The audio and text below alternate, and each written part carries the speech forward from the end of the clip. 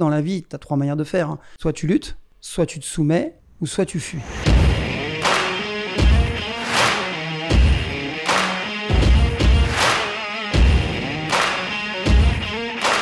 Je vais apprendre les arts martiaux en ligne. Alors il me dit, mais tu te rends compte, tu vas t'exposer, tout le monde va te tuer. Ah bah ça va pas louper. Hein.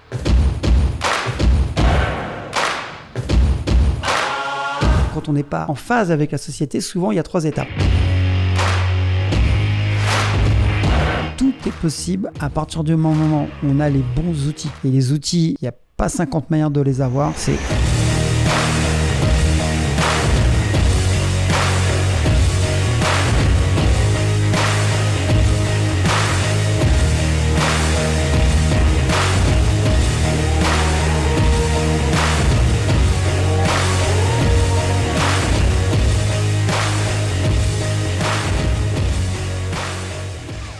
Je suis avec Franck Ropers, athlète de haut niveau, youtubeur, formateur. Aujourd'hui, c'est plus de 1 million de personnes abonnées sur sa chaîne YouTube qui l'inspire en donnant des conseils de santé, de self-défense ou encore de développement personnel. Son parcours est vraiment inspirant, qui commence avec une enfance loin de ce qu'on pourrait appeler facile. Et il a tout donné pour se créer une vie hors du commun. J'aime son énergie, sa sagesse, son intelligence, mais aussi son ambition. Il y a un moteur qui tourne dans le bide et c'était bon de sentir ça. Je sais que sa vision de la réussite va en inspirer plus d'un. De la gestion du conflit à l'éducation des enfants, en passant par un ingrédient sous-estimé pour la réussite. Cette conversation va te donner les clés pour performer dans ta vie à haut niveau. Et pas seulement dans le sport, mais aussi au niveau pro et dans les autres domaines de ta vie. Bon visionnage à toi. Ça m'intéresse qu'on puisse creuser un petit peu sur ton histoire. Tu me disais qu'un des trucs qui t'a aidé, c'est d'aller voir les meilleurs, rencontrer les meilleurs. Tu peux m'en parler de ce truc-là ? Moi, je viens d'un milieu donc très défavorisé où j'avais pas les moyens d'aller en club en sport. J'avais pas les moyens de me payer une cotisation et donc c'est compliqué. Je parle de ça il y a très longtemps, hein, c'est les années 70. Hein. T'imagines ? T'as quel âge ? J'ai 57 ans, bientôt 58. Okay. Ouais. Et donc, le seul moyen, c'était faire quoi ? C'était voir ce qui se passait ailleurs. Sauf qu'il n'y avait pas Internet. À l'époque, il y avait la bibliothèque municipale où il y avait des livres sur le sport. Moi, j'étais doué en course et en saut. Et puis, je me suis dit, je veux voir ce que disent les meilleurs. Donc, j'ai bibliothèque, mais c'était succinct. C'était des petits livrets. Il n'y avait rien à l'époque. Et puis, je me suis dit, oui, mais moi, ça me suffit pas. Il faut que je vois les meilleurs. Et le problème, c'est que tu peux pas accéder sur un stade si tu n'as pas la cotisation pour des raisons d'assurance. Donc, ce que j'ai fait, c'est très simple. C'est que je me pointais sur le stade, je me mettais dans les gradins et je regardais comment faisaient les meilleurs. Et souvent, on remarque sur un stade, il y a 2 sautoirs. Il y a le sautoir du bas, le sautoir du haut. Celui d'échauffement, celui de compétition. Les champions ou ceux qui étaient athlètes étaient en bas. Moi, je copiais, je modélisais exactement la séance du gars qui était en bas. Bien sûr que ça va qu'un temps, puisque le gardien finit par te virer, puisque t'as rien à faire ici. Mais moi, ça me gênait pas. Et t'as quel âge à ce moment-là ? J'étais jeune, j'avais 10 ans. Donc, je ressautais par-dessus la grille et je revenais. Et juste pour comprendre ton enfance, toi, quand tu disais que t'étais dans la rue, t'as eu des parents. Raconte-moi un petit peu le contexte de ton enfance. J'ai eu des parents qui étaient d'un milieu, on va dire, populaire, en usine, qui travaillaient beaucoup, qui gagnaient pas beaucoup d'argent. Pas beaucoup d'argent, donc milieu très pauvre. Et puis, comme ils travaillaient beaucoup, moi, j'étais livré à moi-même. Donc, à 6 ans, je me débrouillais tout seul. Je me faisais à manger tout seul. Je prenais mon métro tout seul ou j'allais à pied tout seul. Puis, je faisais des bêtises, surtout. Comme quoi, par exemple ?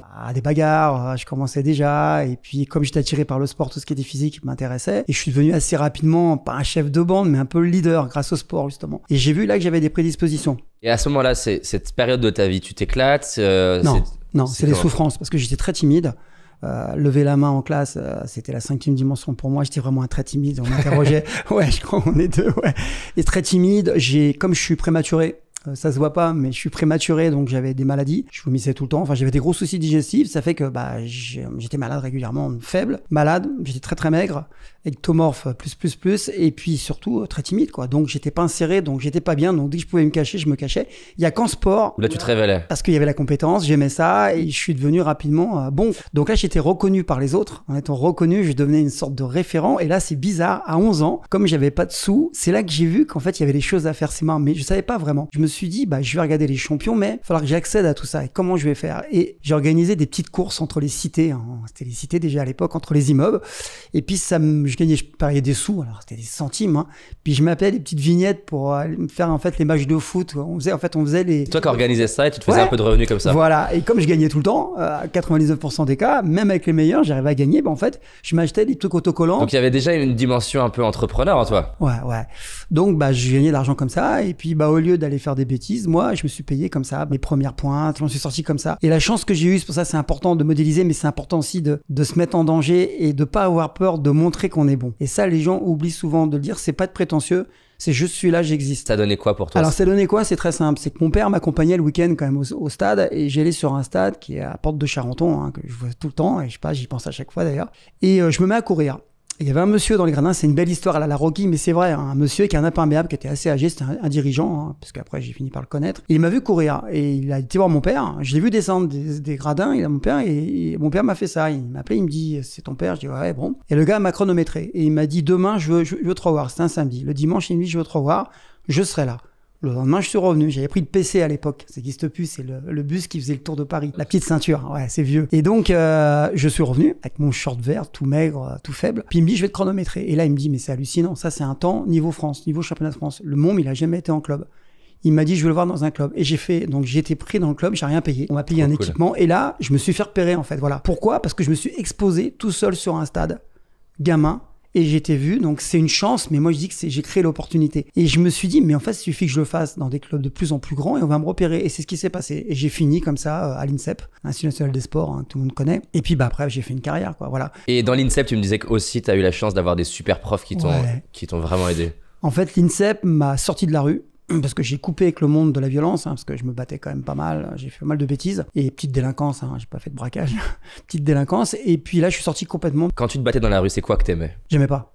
Alors qu'est-ce qui faisait que tu le faisais? Pour m'en sortir. Et ça se passait comment? C'est toi qui provoquais? Non, pas du tout. Ah non, moi au contraire, j'évitais. Le souci, c'est que la confiance, elle est venue au fait que la première fois que j'ai séché un môme, bah, j'ai pris confiance. Je me dis, en fait, c'est pas dur.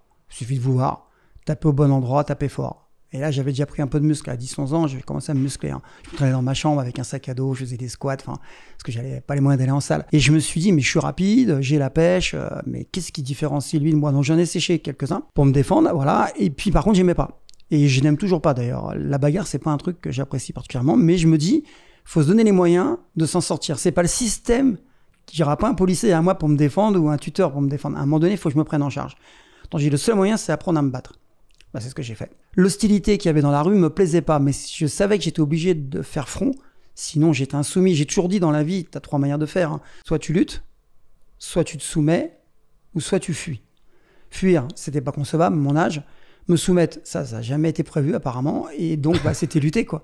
Donc voilà, je l'ai fait comme n'importe quel gamin. Et t'as vu des gens autour de toi, justement, qui ont subi de se faire tabasser régulièrement? Ah ouais, j'ai tout vu. J'ai vu malheureusement certains qui ont été en prison, certains qui ont dérivé dans la drogue, beaucoup, certains qui se faisaient taper. Et moi, déjà à l'époque, je supportais pas, donc j'étais pas le justicier, mais je défendais. J'ai un copain, une anecdote. Moi, à l'école, ça me branchait pas plus que ça. Fallait que j'aille la moyenne, ça me suffisait.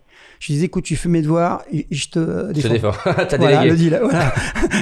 Et c'est vrai, j'ai mis ça en place très jeune. Hein. J'avais 13 ans, 14 ans. Tu me disais, là, tiens, finalement, la réussite, c'est relativement facile. Tu remarques qu'il y a un peu un schéma qui revient souvent. Tu peux me décrire un petit peu ce que c'est pour toi, comment réussir dans un domaine? Réussir dans un domaine, c'est décider de réussir. Pour réussir dans un domaine, c'est, moi je dis, le croisement de 4 cercles. Alors c'est très pragmatique, très cartésien, mais pour réussir, il faut déjà aimer ce qu'on fait. Parce que les gens me disent, je vais monter un business, je sais pas quoi, pour gagner de l'argent. Ça ne marchera pas. Dès qu'il y aura des problématiques, des obstacles, qui sont en difficulté, qui pourront pas surmonter parce que ça ne leur plaît pas. Donc ça sera démultiplié. Donc aimer ce qu'on fait, c'est le premier cercle. Et il doit se croiser avec la compétence. Quand on aime, on va avoir envie d'aller plus loin, d'être compétent. Puisqu'on aime, on va aller plus loin, on veut voir ce qu'il y a derrière encore. Donc, on va s'ouvrir à d'autres, on va rencontrer des gens, on va se former, très important. Le troisième cercle, c'est, on va dire, quelque chose qui est viable. Ça veut dire viable, qui puisse permettre de te faire vivre. C'est que je peux aimer la sexualité des mouches, mais je vois difficilement comment je pourrais en vivre. Non, même pas. Voilà, donc en fait, il y a des gens qui sont passionnés, qui sont compétents, mais malheureusement, ce n'est pas quelque chose qu'ils pourront vendre. Et ça, malheureusement, je vois souvent des gens qui partent dans des études, j'en coach, hein, et qui me disent « Ouais, c'est super, je m'éclate. » Mais je dis « Tu vas pouvoir en vivre. Tu as 7 ans d'études, tu es super fort. » Mais moi, au bout d'une heure, j'ai mal à la tête quand je t'écoute. Mais qu'est-ce que tu vas en faire de ça? C'est une niche où on ne fera pas appel à toi. Donc ça, c'est le troisième cercle, c'est que il est envisageable de pouvoir en vivre. Et le quatrième cercle, c'est très simple. C'est le cercle qui va, pour moi, un des plus importants, et ça va te parler, c'est ce qui te permet de donner des choses aux gens, la plus-value à la société.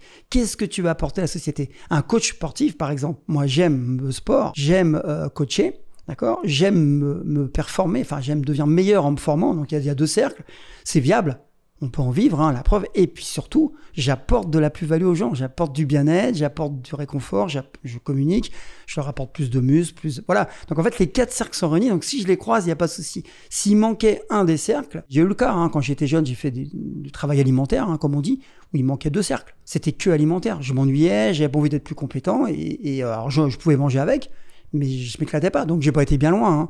Donc voilà, ces 4 cercles pour moi c'est important, j'y pense tous les jours et souvent quand je dis est-ce que ces 4 cercles se croisent, est-ce qu'ils vont chevaucher? C'est top, j'aimerais comprendre comment t'en es arrivé à la transition de sportif de haut niveau à créer tout ce que tu crées, c'est-à-dire d'avoir des clubs, intervenir en entreprise, intervenir pour les entrepreneurs. T'as un sacré succès sur YouTube, c'est un truc de dingue, c'est beau. C'est plus que des vues, t'as vraiment créé une communauté où des gens aiment te suivre, adorent te suivre. Explique-moi comment on en arrive, parce qu'il y a plein de gens qui ont été sportifs de haut niveau. Comment ça se fait que tu en arrives là? Alors, athlète de haut niveau, j'ai été jusqu'à 16 ans environ, parce que j'ai été, on va dire, viré de l'INSEP suite à une blessure. Donc, on m'a dit au revoir, parce qu'on ne prenait pas de risque à l'époque de garder un gamin qui pouvait potentiellement avoir un problème de colonne vertébrale. Donc, on m'a dit, c'est fini pour toi, le haut niveau. Donc, je me suis retrouvé dehors. À 16 ans, t'es dans quel sport? Athlète, sans longueur, triple saut, là, voilà. Donc, à 16 ans, je me retrouve avec mon sac dehors, sans suivi psychologique, sans rien, et je me dis, bah, tout s'arrête, quoi. Moi, j'envisageais les Jeux Olympiques, parce que les gens à qui je m'entraînais sont partis aux Jeux Olympiques. Il y en a que j'ai battu même, donc j'aurais peut-être potentiellement pu y aller. Et ben, c'est bizarre. Je suis sorti, j'étais sonné, ça a duré 6 mois, et je me suis dit, c'est pas possible. La science, donc les médecins, pour moi c'était la science à l'époque, me dit, c'est foutu. J'ai plus faire du sport de haut niveau, je pourrais plus m'en sortir, parce que la colonne, c'est l'arbre de la vie, hein. Puis, bah, j'ai pris mon bus, je suis revenu chez moi, et j'ai pas déprimé, mais j'étais pas bien pendant 6 mois. C'est quoi qui était le plus dur pour toi? Bah, le plus dur, c'est la reconnaissance. C'est le fait d'être sur le podium, de gagner, d'être reconnu à l'école. J'étais le champion, hein, dans la classe. Les filles, forcément, c'était plus facile. Enfin, tout était facile, quoi. Je me suis dit, mais la vie, elle s'arrêtait, la vie, pour moi. Je me suis dit, waouh, ça veut dire qu'en fait, ça tient une médaille, quoi. Ma vie tient une médaille. Donc déjà, j'avais cette réflexion à 16 ans. Et j'ai la chance d'avoir un père, là-dessus, même si j'étais un peu livré à moi-même, qui me remettait sur le droit chemin en me disant, tu sais, t'es champion sur le stade, t'es reconnu, ok, t'es sur le podium. Mais quand tu prends ton métro, t'es rien du tout. Et dans quelques années, tu seras rien du tout. Parce que même les plus gros champions, on les oublie. Et ça, il me l'a toujours dit. Il m'a dit, t'es les champions maintenant, profite-en, prends l'énergie, amuse-toi. Mais t'es plus rien quand tu sors. Quand t'es à l'école, t'es plus rien, t'es timide, t'as vu, t'es comme tout le monde. Et ça, je l'ai bien enregistré. Et là, j'ai commencé à me dire, ça paraît bizarre à 16 ans. Je me suis dit, mais en fait, est-ce que c'est quelque part bénéfique? Je me suis fait jeter, mais est-ce que c'est un signe? Donc, je l'ai pas vu comme ça vraiment, mais je ressentais quelque chose qui était bizarre. Et là, tout de suite, je me suis dit, je suis bon dans quoi? Je suis rapide, je suis puissant.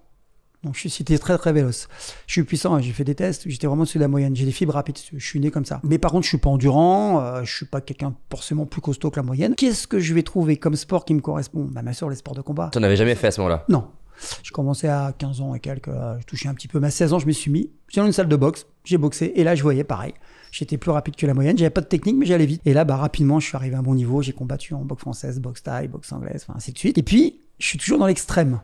Moi, je me suis dit, mais comment je vais trouver l'art martial ou le sport de combat qui me permet d'utiliser tout mon potentiel physique et mental? Et je le trouvais pas dans les sports de combat, puisqu'il y a des règles. Et moi, je n'aime pas les règles. Pour moi, les règles, c'est un truc qui m'embête. J'aime pas les contraintes, j'aime pas les règles. Même maintenant encore, c'est un problème pour moi quand on me dit c'est limité à ça. Je dis, mais c'est toi qui dis que c'est limité. Moi, je te dis que c'est pas limité. Donc, qu'est-ce que j'ai fait? Bah, je me suis dit, il me faut un art martial, celui que je pratique actuellement, le punch silat, où il y a aucune règle. Aucune limite, tu fais ce que tu veux. Ah, ça me... Parce que même en MMA, il y a des règles. Là, il y avait pas. Ça te fait chier, quoi. Les règles, j'aime pas. Ce qui me permettra, moi, avec mon physique, de pouvoir m'en sortir potentiellement face à quelqu'un qui fait 130 kilos et qui est jeune, c'est toucher les points vitaux et les parties, comme on disait tout à l'heure, qui veulent me mettre hors d'état de nuire. Donc, si je rentre dans son jeu en me mettant en opposition avec les mêmes règles, je vais perdre. J'ai le double de son âge, voire le triple. Même le triple pour les meilleurs combattants, et je vais utiliser les mêmes règles que lui. Donc moi, je vais aller sur un terrain qu'il connaît pas. C'est ce que j'ai toujours fait pour tous les domaines. Innover, trouver des systèmes qui me permettent... T'as déjà entendu l'histoire de... Ça m'avait beaucoup inspiré de Tim Ferriss. Ah, j'adore. Tu t'adores Tim Ferriss? J'adore Tim Ferriss. Cette histoire, moi je m'étais dit, ah putain, le con, il est trop fort. Tu sais, alors je sais plus quel art martial c'est. C'est la boxe avec le coup du cercle. Quand il le sort du cercle. Voilà, et qui se rendent compte qu'en fait, ils suivent tous la même règle, et qu'il y a une règle entre guillemets, dans le règlement, qui est de sortir la personne du cercle. J'adore les personnes qui justement trouvent la faille dans le système. Tim Ferriss, c'est quelqu'un pour moi de très inspirant, de brillant. Je vais te dire pourquoi. Sa méthode, j'étais en vacances quand c'est arrivé, quand j'ai lu son livre La semaine de 4 heures et l'entraînement physique où il te dit que tu peux t'entraîner qu'une fois 30 minutes par semaine, changer ton corps. J'étais en vacances quand j'ai lu ce livre, il n'y a pas si longtemps, hein, parce que moi je parle pas anglais couramment et je lis pas couramment, donc j'étais en français, il était traduit. Puis je vois sa méthode et je dis à ma femme, en fait c'est ce que je fais. Depuis des années, j'arrête pas de dire aux gens, entraînez-vous moins mais plus intensément, faites du fractionné, c'est ce qui va permettre d'anaboliser, de faire un corps plus fort. Je me dis, c'est fou. Et plus je disais, je dis, mais ce qu'il dit, mais c'est 100% vrai. Sachant que c'est pas un athlète de haut niveau. Mais qu'est-ce qu'il a fait? Il a été voir les meilleurs, encore une fois, et il a synthétisé. Mais j'ai dit, ce mec-là, il est génial. Et quand j'ai eu la semaine de 4 heures, mais j'ai dit, c'est génial. En fait, il automatise, il optimise, elle voit Pareto, mais c'est ce que je fais tous les jours. J'essaie de gagner du temps en essayant de déléguer un maximum, d'optimiser. Donc, c'est génial, quoi. Et donc, Tim Ferriss, bien sûr que j'adore, quoi. Ce qu'il dit, c'est ce que j'ai pratiquement fait. Et à mon avis, c'est ce que tu as fait aussi certaines fois pour avancer plus vite ou faire plus de choses en même temps. Tu peux me décrire un petit peu l'art martial, en quoi il consiste? Donc, c'est un art martial indonésien et malaisien. Et l'anciennement, on va dire, c'est l'art des commandos indonésiens. Donc, c'est quelque chose qui est fait pour tuer, en temps de guerre. Et il faut savoir qu'il a évolué. Au début, c'était indonésien et malaisien. Mais avec l'invasion hollandaise, ils ont été confrontés à des gens beaucoup plus costauds. Parce que le gabarit d'un Hollandais, c'est pas du tout celui d'un Indonésien, donc ça a évolué. Et ce qui m'a beaucoup plu dans cet art martial, c'est que j'ai appris avec un maître qui m'a diplômé, formé, puis j'ai eu un prof. Moi, j'aime pas les règles, encore une fois, donc ce que j'ai fait, c'est que je l'ai un peu aménagé à ma sauce. Donc j'avais 2 options possibles. Soit ça le vexait, c'est le maître qui te dit, on est assez quand même dans le mimétisme, on reproduit dans les arts martiaux. Surtout dans les arts martiaux, il y a un vrai côté, tu fais ce que le maître te dit. Voilà, donc moi j'ai fait ce qu'il me dit à 70%, mais je l'ai un peu mis à ma sauce. Et puis la deuxième option, c'est ça allait lui plaire. Et ça, je pouvais pas le savoir. Et en fait, quand j'ai passé mon grade, comme je suis boxeur, j'ai intégré des techniques de boxe, mais en gardant les fondamentaux du penchak avec tout le respect qui va avec, tout l'aspect culturel. Et en fait, le maître, il a kiffé. Il m'a dit, t'as compris. Tu fais évoluer l'art en fonction de la société. T'es pas figé. Et là, j'étais super content. Je dis, waouh, le maître qui confirme que ce que je fais, c'est pas mal. Alors que j'ai quelque part fait quelque chose qu'il n'attendait pas. Et donc, j'étais diplômé indonésien. Je suis un des rares. Et en fait, je me suis dit, quelle ouverture d'esprit. Un gars qui a vécu dans la jungle, qui a été torturé, qui a connu la guerre, qui a un drôle de bonhomme, un grand maître. Je me suis dit, waouh, le maître me dit ça. Et après, je suis en contact avec sa femme toujours. Hein. Mais c'est génial, quoi. En fait, je me suis dit, quelqu'un dans les arts martiaux qui n'est pas figé. Ça doit t'inspirer, Bruce Lee, du coup, dans sa manière. Ah oui, mais pareil, j'ai lu le Tao of Jeet Kune Do, mais quelle intelligence. En 72, il disait des choses qui sont valables maintenant. Il faisait déjà du MMA, faut le savoir. Il mettait des gants.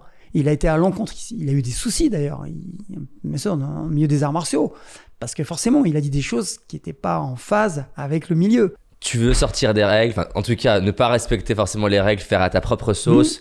Aujourd'hui, t'es exposé, je vois des fois des commentaires, des personnes qui débattent sur est-ce que ce que tu dis au niveau de la musculation, c'est bien ou pas. Parce que sortir des règles, ça implique de déranger. Complètement. Et déranger potentiellement, comme Bruce Lee, je veux dire, il a dérangé un paquet de personnes dans le kung-fu. Enfin, ça demande un sacré leadership. Que tu pourrais me partager comme ça, et dans ton histoire, un des moments où tu as reçu peut-être le plus de critiques, un des trucs les plus durs pour toi. Et ce qui m'intéresse surtout, tu vois, c'est un peu comme l'histoire de tes 16 ans. Tu aurais pu être détruit à 16 ans et être là à 50 ans en disant, voilà, ma vie c'est fini à 16 ans. Mais quelque part, réussi à voir où est-ce que tu avais des talents, qu'est-ce que tu pouvais encore faire. Et ça me parle beaucoup parce que tu vois, des fois, j'avais un jeune dans un lycée qui vient me voir et me dit, ouais, mais mon rêve, il est plus possible parce que j'ai eu un accident, je voulais réussir dans le ski. Et je lui dis, mais en fait, ton rêve, c'est pas le ski. Aujourd'hui, t'as choisi le ski parce que c'est le truc que t'as trouvé. Mais qu'est-ce que t'aimes dans le ski? Je suis sûr que si on creuse dans ce que t'aimes dans le ski, on va trouver d'autres choses. Pour moi, d'ailleurs, le point commun des personnes qui font des grandes choses, c'est cette capacité à transformer ce qui leur arrive en opportunité pour eux. Donc, tu peux partager un moment difficile et comment tu dépasses les critiques. Parce qu'il y en a plein, à la première critique, pop, ils arrêtent, tu vois. Alors déjà, quand tu es à l'INSEP, tu comprends ça, que dès que tu t'exposes, en fait, t'es critiqué. Donc là, tu le sais, hein, tu le sais. Un champion, quand il gagne, tout va bien. Quand il perd, il se fait tuer par la presse. On le sait. En France, c'est classique. Il y en a qui le vivent très mal, qui sont pas préparés. Moi, j'ai toujours été préparé à ça. Pourquoi? Comment ça se fait? À partir du moment où tu t'exposes, forcément qu'il y a des gens qui vont pas être d'accord avec toi. Alors moi, je n'en fais pas quelque chose de négatif. C'est assez bizarre. Moi, j'ai dit dans le monde, quand quelqu'un fait quelque chose qui n'est pas dans la norme, qui rentre pas dans les cases. Qui rentre pas dans les cases. Donc un peu ça, quand je parle de règles, c'est je respecte les règles étatiques. Je respecte beaucoup les règles structurelles, mais je ne respecte pas les règles qui sont les limites. C'est peut-être plus les limites que les règles d'ailleurs. Oui. Voilà, c'est pas les règles. Moi, je suis très respectueux, mais c'est les choses qui me dérangent, c'est qu'on dit c'est comme ça. Lui, il est condamné à faire ça parce que lui, il a telle maladie, il va mourir dans 6 mois. Mais non, mais ça, c'est pas vrai.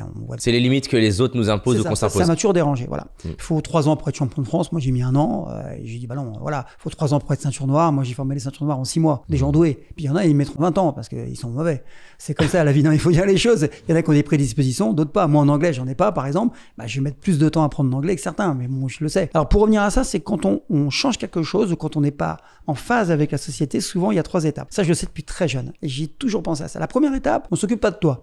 Il est fou. De toute façon, lui, toi, donc, t'es tranquille. Tu fais, puis après, tu commences à dérangé puisqu'on te voit. Donc là, la deuxième étape, c'est tu es critiqué. Ça, c'est la deuxième étape obligatoire. Et la troisième, tu es copié. Alors, je vais donner un exemple flagrant et qui est connu d'ailleurs dans le domaine des arts martiaux, qui a fait du bruit. C'est qu'il y a environ 15 ans, 10 à 15 ans, j'avais compris que le Pencak Silat, c'était une niche où il n'y avait pas grand monde et qu'il n'y avait pas beaucoup de clubs. Il y a des gens qui me contactaient et qui me disaient j'aimerais bien pratiquer, sauf qu'ils habitaient dans le fin fond du Morvan, ils habitaient dans les Charentes, il n'y avait pas de club. Et je me suis dit mais c'est à moi d'aller vers eux. Et le seul moyen d'aller vers eux, c'est quoi ?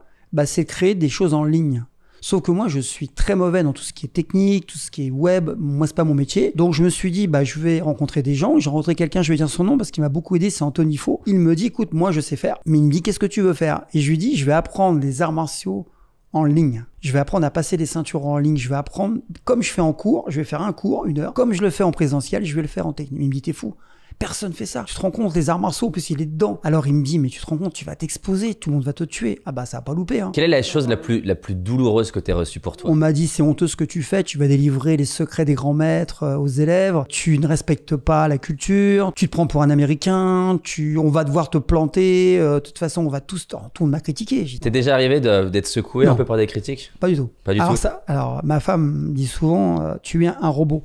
En fait, je mets pas d'émotionnel là-dedans. J'ai un truc à faire, je le fais. T'as un point, t'as un bois B, personne ne m'arrêtera si j'ai décidé. Sauf si je meurs. Mais sinon, je le ferai. De toute façon, même si elle le dit souvent, tu vas te planter, ok, mais je le ferai quand même, ce sera une expérience. Ce sera pas un échec, ce sera une expérience. J'ai besoin de vivre les choses. Donc je l'ai fait. Anthony Faux me disait, mais t'es fou. Mais je te paye, tu fais. Je te demande de le faire. Il l'a fait. Donc au début, ça a été compliqué, puis après, ça a fonctionné. Donc ceux qui m'ont critiqué violemment quand même. Hein. Ah oui, non, j'ai eu même des scènes, des trucs pas mal, hein, des trucs de mort, menaces de mort. Hein. Ah oui, ça a été très loin. Bon. Et donc, qu'est-ce qui s'est passé quand ça a commencé à marcher, on m'a copié. Et les mêmes personnes, j'ai envoyé des petits mots, mais des petits mots gentils. J'ai dit, tu vois, c'est pas si mal ce que j'ai fait. Ça te sert. Il y a eu un premier, t'es le deuxième. Essaye de comprendre que la vie, il y a des gens qui ont fait les choses avant toi. Ça a servi, donc je l'en veux même pas. C'est une réaction normale, c'est que ils n'acceptent pas parce qu'ils n'ont pas été formatés dès l'enfance. On t'apprend avec l'école de rentrer dans les cases et malheureusement, on est tous formatés plus ou moins comme ça, sauf certains. Et moi, j'ai toujours eu ce truc de dire, c'est pas parce que ça n'existe pas qu'il faut pas le faire. Alors, attention, hein, je l'ai pas inventé. J'ai vu qu'aux États-Unis, ça se faisait déjà et on sait qu'il y a souvent un écart de 5 à 10 ans. Ouais. Et on m'a dit, tu te prends pour un Américain. Ça, j'ai adoré. Pour moi, je suis très content parce que tu imagines pas le nombre de personnes qui m'ont dit et me disent encore que je fais à l'américaine et pour moi c'est très bien. Tu donnes beaucoup de choses aux gens. Après en musculation, je quitte les arts martiaux pour faire de la musculation. J'ai commencé à 13 ans la musculation. Ils pensent que j'ai commencé hier. Physique que j'ai, ça s'est pas fait à mon âge en 2 mois. Donc ils me critiquent parce que je dérange. Mais quand je parle de mes méthodes, c'est presque les mêmes méthodes que Tim Ferriss. Sauf que Tim Ferriss, il l'a prouvé scientifiquement. En plus, il y a des données. Moi, je vais donner un exemple. J'ai bientôt 58 ans. On te dit, et tu as dû l'entendre, que le taux de testostérone descend à partir de 30 ans. J'ai augmenté mon taux de testo sans prendre de produits, avec des techniques qui sont basées un peu sur Tim Ferriss, noix de brésil, noix du cajou, jouer sur le système hormonal, sur l'homéostasie, sur le catabolisme. Enfin, c'est des techniques assez puissantes, mais ça fonctionne.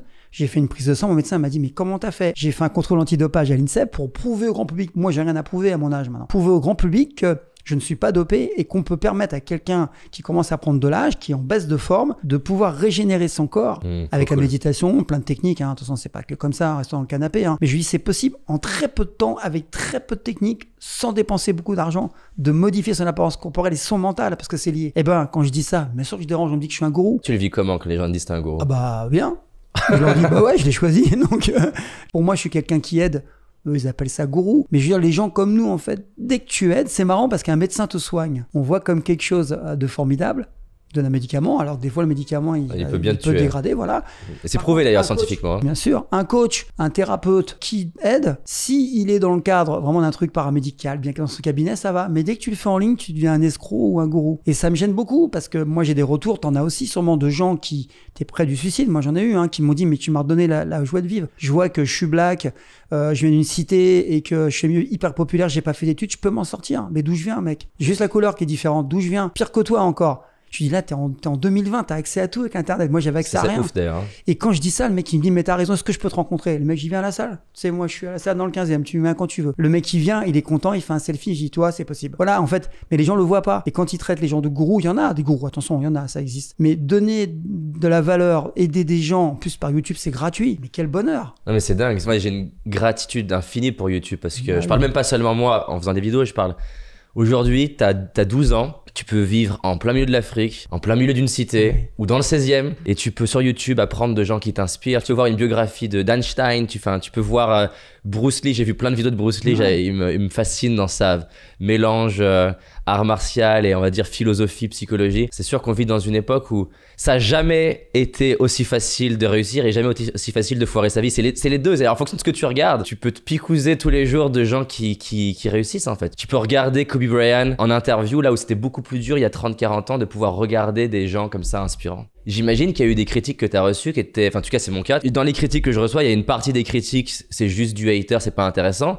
Mais tu vois par exemple, il y a des gens il y a 5-6 ans qui te disaient tiens David, là ce que tu dis c'est pas prouvé scientifiquement. Et il y a eu des endroits où ils avaient raison. Avec le temps, j'ai bossé mieux, j'ai affiné mon truc. Comment toi tu fais pour essayer de trouver l'équilibre entre écoute, ça m'intéresse pas les critiques et en même temps écoutez. Alors déjà, je suis pas tout seul, j'ai une équipe avec moi qui regarde les commentaires. Alors moi, c'est très simple, je me prends pas la tête. Quand tu fais n'importe quoi ou tu dis n'importe quoi, je prends pas en compte. Pour moi, c'est pas argumenté. Dès qu'il y a une argumentation, je prends le temps de répondre ou je prends le temps de réfléchir. A-t-il raison ?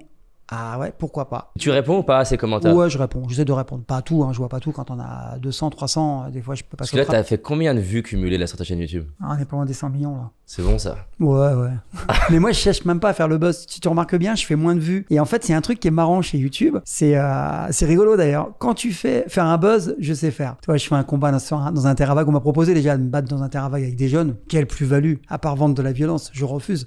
Je ferai 1 million de vues. C'est rigolo. Oui, plus, mais pas d'intérêt. Et à mon âge, ça serait dramatique de rentrer dans ce cas de figure. Mais dès que tu donnes de la vraie valeur, dès que tu donnes des choses qui sont assez pointues, moi je donne des choses, franchement, je réfléchis beaucoup avant je prépare pas mes lives, mais je réfléchis beaucoup en disant qu'est-ce que je vais pouvoir donner. Je réponds souvent par rapport à ce qu'on m'a dit dans la journée, des rencontres que j'ai faites, des souffrances, puisque c'est quelque chose qui reviennent. Donc je me dis, donc ça correspond quand même à des besoins. Donc je le dis en live. Mais j'ai remarqué que plus j'apporte de la plus-value qui pourrait aider, et en fait presque moins c'est regardé par les gens. Comme quand il y a qu'ils ont peur d'essayer de progresser, d'aller mieux. C'est bizarre comme attitude. Alors justement, j'aimerais qu'on aille là-dessus. Comment tu trouves l'équilibre pour ta chaîne YouTube entre peut-être un truc qui est très profond, qui va apporter plein de choses, mais qui va être moins regardé, et la vidéo un peu plus putaclic. Donne-moi un titre qui a bien marché parce qu'il est un peu putaclic. La claque, 4 millions de vues. Ah, je l'ai vu celle-ci. Ça a été repris d'ailleurs chez Hanouna. C'est passé chez Hanouna, ça, ouais, c'est rigolo. Comment tu trouves l'équilibre entre les deux ? Parce que quelque part, la claque, elle joue un rôle aussi parce qu'elle te fait connaître, elle te permet du coup, plus de gens voient les vidéos profondes. Comment tu te dis, tiens, on va faire la prochaine version de la claque.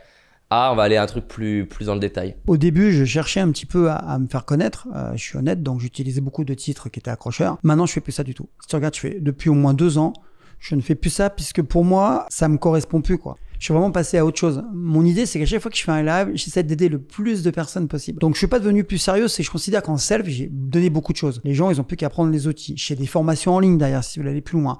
Par contre, en bien-être, j'ai pas beaucoup donné. Donc, je parle de cohérence cardiaque, tout ça, des choses simples à mettre en place. Je me dis, je peux aider peut-être plein d'étudiants qui stressent avant les examens. Moi, j'ai une fille qui est très stressée, qui est psychologue, et ça l'a aidé. Elle a 27. Moi, j'ai une de 30, une de 27 et une de 13. Et en fait, je vois la peur, le stress, c'est chez les trois. C'est comme chez beaucoup de gens. C'est un problème.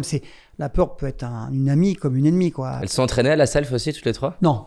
Non ? Non. Il y en a une qui a fait du karaté la dernière, mais bon, c'est pas son truc. Ben voilà, c'est pas... Ça t'embête ou pas, toi ? Pas du tout. Non ? Alors moi, j'ai un principe de vie très simple, c'est que on fait ce qui nous plaît. D'accord. J'ai aucune qui a été athlète de haut niveau, une qui a tourné au championnat de France, quand même sélectionnée, je crois, en gymnastique, la 2e. C'est bizarre ce que je vais te dire, mais elles n'ont pas la rage. Elles n'ont pas mon vécu. Moi, je les ai quand même élevées dans un confort. Elles n'ont pas cette rage de s'en sortir que j'avais faim, moi. Moi, j'ai encore faim comme à mes 6 ans. Je suis le même. En compétition, ça me fait kiffer. J'en ai fait une, tu vois, il y a pas longtemps, là, il y a quelques semaines. C'est ce besoin de me mesurer, ce besoin de voir où j'en suis, ce besoin de progresser et de rencontrer les meilleurs. Quand tu fais de la compète, tu rencontres les meilleurs. Me prendre des volets, moi, j'adore ça. Parce que je me dis, mais plus je vais en prendre, plus je vais être meilleur. En fait, j'ai horreur de gagner facilement. Je déteste ça. Tu vois, là, je me suis mis dans une compète, c'était le championnat national de traction, faire le plus de traction possible. Je me suis inscrit. On pourrait dire, ouais, on m'a dit, ta réputation, Franck, si tu perds et tout. Mais je m'en fous. Je perds. Et alors, un homme, ça perd, ça gagne.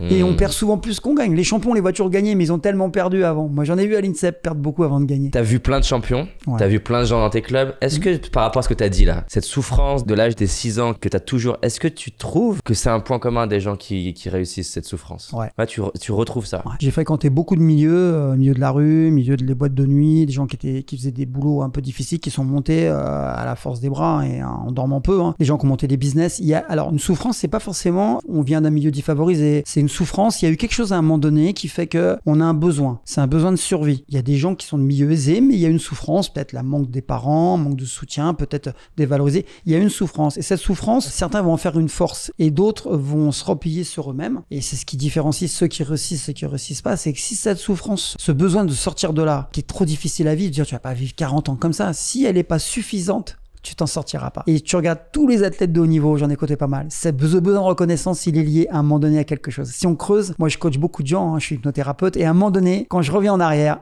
il y a eu un moment donné de leur vie, il y a quelque chose qui n'a pas été.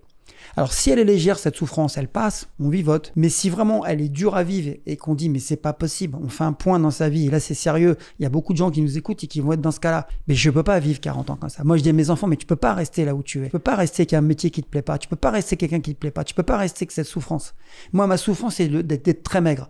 Je supportais pas mon corps. Bah ça y est, c'est bon, j'ai réglé le problème, musculation. Je me faisais taper parce que j'étais fragile. C'est bon, sport de combat, j'ai réglé le problème. J'avais pas d'argent. C'est bon, maintenant j'ai une vie aisée. Mais j'ai cherché à régler les problèmes. Donc c'est cette souffrance de pauvreté, de manque de reconnaissance qui fait que j'ai réussi. Et tous les gens que j'ai côtoyés, pratiquement tous, j'irais même tous, ouais, ils ont ce truc. Ça m'intéresse beaucoup, tu vois, j'ai envie d'être papa. Moi, des fois, j'ai une peur qui est de me dire, j'ai une ambition de dingue, je suis prêt à, peu importe les efforts que ça demande, de me dépasser. Et mes enfants, ils vont vivre un confort de vie à plein de niveaux qui est différent. Et des fois, j'ai peur justement de me dire, même tu vois, si on prend le sujet de l'argent, tu vois, moi, un truc que j'ai jamais supporté, c'est, j'avais des amis comme ça, les parents, ils leur offraient les 2 paires de skis, l'iPhone. Moi, alors, il y a une partie de moi qui aurait envie justement que mes enfants, ils manquent d'argent pour avoir cette même niaque, tu vois, sur le sujet de la parentalité. Et comment toi, t'as abordé la question et comment tu l'abordes? Alors c'est très compliqué. Ça par contre, c'est quelque chose où je suis pas forcément un expert parce qu'il y a de l'affectif. Ah, c'est sûr, c'est plus c'est difficile. clair. Alors moi, ce que je dis, il faut pas que tu les mettes toujours en situation de facilité. Il faut qu'ils se retrouvent en situation où ils doivent se débrouiller. Même s'ils savent derrière, dans l'inconscient, que s'il y a un problème, il y aura papa derrière ou maman. Mais je les mets quand même en difficulté. Alors la difficulté, c'est quoi? C'est fais ce que tu as à faire. Et je regarde. Et en fonction de leur mode de fonctionnement, soit je recadre, en discutant. Moi, je discute beaucoup avec mes enfants et je vais leur dire, bah, j'ai l'exemple de ma fille. Ma fille, elle a fait des études de psychologie. Donc, la deuxième, brillante à l'école. Donc, je l'ai poussée jusqu'au master, c'est classique et tout. Et à un moment donné, j'ai vu que ça allait pas. Mais je lui ai pas dit, alors, non, j'ai laissé faire, mais j'ai vu. Et elle me dit, ce que je peux te parler. Elle avait peur de me dire, je veux pas être psychologue. J'ai peur. La peur. La peur parce que c'est profession libérale, parce que c'est pas facile, psychologue, mine de rien, c'est pas ça. Et elle me dit, papa, tu m'as payé les études et tout. Et j'ai dit, elle est genre redevable. Mais j'ai dit, tu me dois rien, c'est normal. Je lui ai dit, c'est quoi ton problème? Elle me dit, je veux faire un stit. Bah, fais un stit. Tu veux faire plombier? Fais plombier. Tu veux faire un stit? T'as vraiment envie de faire ça? Elle dit, ouais. Donc actuellement, elle est un stit. Elle a réussi, pareil, le concours d'entrée. Et elle me dit, j'étais sûr que t'allais m'en vouloir. Mais pourquoi je t'en veux? Voilà, ça veut dire que j'aurais pu lui dire, moi, je te paye un truc, je te prends un cabinet. Non, je la laisse bien galérer, qu'elle se rende compte qu'il y a un problème, que c'est pas pour elle. Les 4 cercles, on retrouve, hein.